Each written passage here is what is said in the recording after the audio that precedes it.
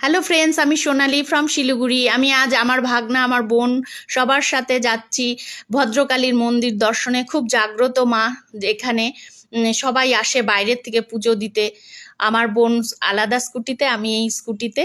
তো আমরা মন্দিরে পৌঁছে গেলাম। মন্দিরে পৌঁছেই আমরা পুজো দিলাম। এই মন্দির ভীষণ জাগ্রত, একদম বাংলাদেশ বর্ডারের সামনে। আগে ডাকাতরা যখন ডাকাতি করতে যেত এই মন্দিরে প্রণাম করে যেত।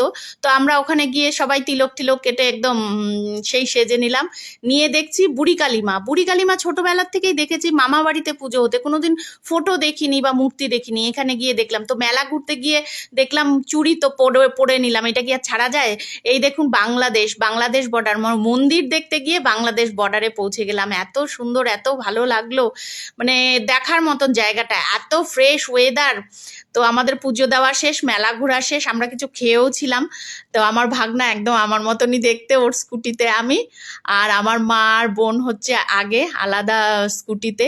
তো অনেকটাই দূর আমাদের বাড়ির থেকে, প্রায় 1.5-2 ঘন্টা লাগে। তো স্কুটি চালিয়েই গেছি আমরা, মানে দারুণ এনজয়। শিলিগুড়ির সামনে এত সুন্দর জায়গা আমরা এই ফার্স্ট টাইম গেলাম। তো এই যে আমার বোন, আমার মা।